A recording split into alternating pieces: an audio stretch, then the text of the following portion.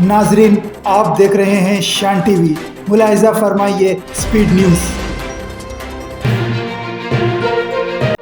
MM के सरबराह और रुकन पार्लियामेंट बैरिस्टर असदुद्दीन ओवैसी का कहना है कि यह गलत है कि हमारे मुल्क के वज़ीर आज़म ने इसराइल का दौरा किया है। उन्होंने इसराइल की पार्लियामेंट में भी खिताब किया। हिंदुस्तान के वज़ीर आज़म ने इस मौके पर साफ कहा है कि हिंदुस्तान इसराइल के साथ खड़ा है और वहाँ के बेकसूर फ़लस्तीनी मजलूम अवाम को वो भूल गए। इसके अलावा उन्होंने मज़ीद बताया कि गुजरात में शादी के कानून में तब्दीली की गई है। गुजरात में एक कानून है कि लव जिहाद को रोकने के लिए दूल्हा और दुल्हन को अपने वालिदैन की मंजूरी लेना ज़रूरी है। उन्होंने इस कानून को अवामी आज़ादाना राजदारी के हक़ के खिलाफ करार दिया।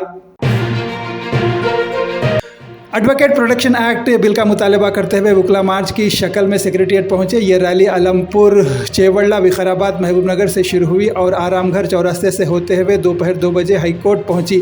वाज़ेह है कि दोपहर के वक्फे के बाद एडवोकेट मार्च अफजलगंज, नामपल्ली, बशीरबाग से होते हुए सेक्रेटेरिएट पहुंची। इस मौके पर उन्होंने रियासती अवाम से एडवोकेट के साथ इंसाफ करने का पुरजोर मुतालबा किया। उड़ीसा के ज़िले कोरापेट में पुलिस को मंशियात के खिलाफ मुहिम में बड़ी कामयाबी हासिल हुई है और इसे बनाने वाली फैक्ट्री का पर्दाफाश करते हुए तकरीबन 200 करोड़ रुपए मालियत का हैश ऑयल और 5 करोड़ रुपए मालियत का गांजा बरामद कर लिया गया है। जोलापेट रिजर्वेयर के करीब घने जंगलाती इलाके में पाडवा थाना हुदूद में अंजाम दी गई। तेलंगाना एजुकेशन कमीशन ने रियासती तालीमी निज़ाम में बड़ी इस्लाहात पर मबनी अपनी जामे रिपोर्ट वज़ीर आला रेवंत रेड्डी को पेश कर दिए जाने की इत्तलात हैं। इस रिपोर्ट में नई तालीमी पॉलिसी की तजवीज़ दी गई है जिसका मकसद निज़ाम तालीम को ज़्यादा शफाफ, मियारी और मौसर बनाना है। जबकि माहिरीन के मुताबिक अगर इन सिफारिशात पर अमल दरामद किया गया तो तेलंगाना तालीमी निज़ाम एक बड़ी तब्दीली से गुजरेगा और तुलबा को ज़्यादा मसावी और मियारी मौक़े फराहम होंगे।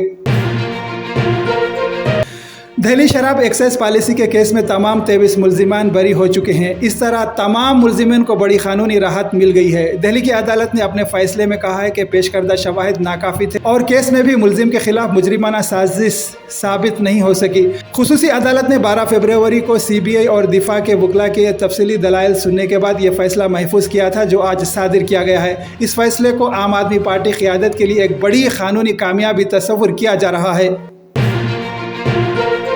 दिल्ली एक्साइज पॉलिसी केस में बरी होने के बाद तेलंगाना जागृति की सदर कविता ने कहा कि इस शराब पॉलिसी केस में मुलविस तमाम लोगों को बाइज्जत बरी कर दिया गया है। हमने हमेशा कहा है कि ये एक सियासी इंतखाम था, ये एक झूठा और सियासी तौर पर मोहरिक केस था। उन्होंने बहुत ही खुशी का इजहार करते हुए बताया है कि फिर एक मरतबा झूठ के खिलाफ सच की जीत हुई है। डॉक्टर MV सुंदरराजन तवील अलालात के बाद इंतकाल कर गए, जिनकी उम्र 90 साल थी। पिछले कुछ महीनों से इनका इलाज चल रहा था। वाज़ेह है कि वो CS रंगराजन के वालिद हैं। वो चिलकुर बालाजी मंदिर के अहम पुजारी के तौर पर खिदमत अंजाम दे चुके हैं।